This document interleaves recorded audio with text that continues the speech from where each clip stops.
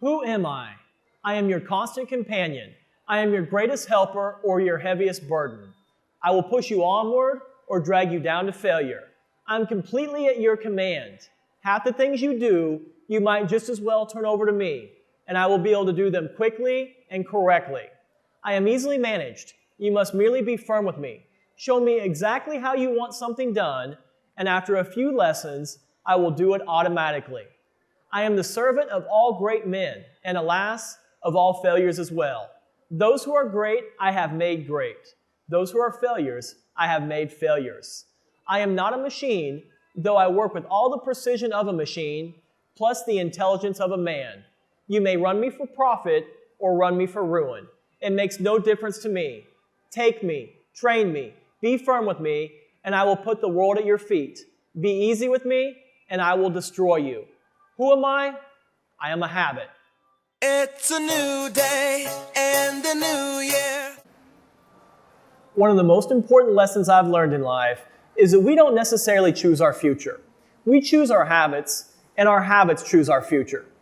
Steve Covey wrote in his highly influential book, The 7 Habits of Highly Effective People, that habits are powerful factors in our lives because they're consistent, often unconscious patterns. They constantly, daily, express our character and produce our effectiveness or our ineffectiveness.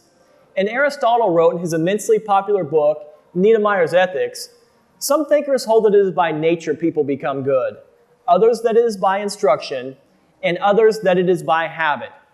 For this Greek philosopher, habits reign supreme. Aristotle believed behaviors that occur unthinkingly are evidence of our truest selves. And he famously said, "We are what we repeatedly do." Excellence, then, is not an act, but a habit. Habits, scientists say, exist because our brains are constantly looking for ways to save effort. And the way our brains accomplish this is by converting sequences of actions and processing them into patterns and automatic routines. Researchers call this chunking, and it's at the root of how all habits are formed. You see, our brains have an amazing ability to take repeated thoughts and patterns of behavior and hardwire them into our subconscious. Science shows these patterns of behavior and thoughts repeated many times create what neuroscientists call neurosignatures, or in lay terms, brain grooves.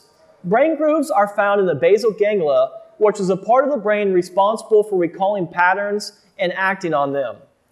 Brain grooves are generally formed in 3 stages. Stage 1 is nothing more than beginning a new routine.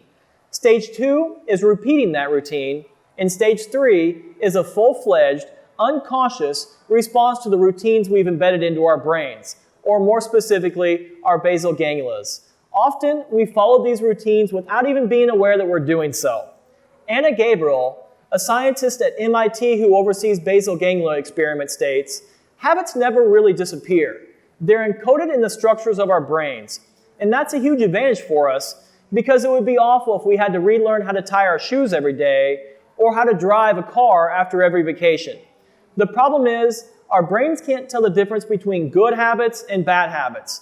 So if you have a bad habit, it's always lurking there, looking for the right cues and rewards to be activated. Let me close with this. All of us should focus on the early signs of bad habits and do our best to cut them down the budding stages before they reach full bloom, because unfortunately, bad habits will never go away on their own. As always, thank you for watching. I hope I was able to add some value. Please remember to tell your friends about thesecrettosuccess.com, because if you want to keep me around for a long time, you can't keep me a secret.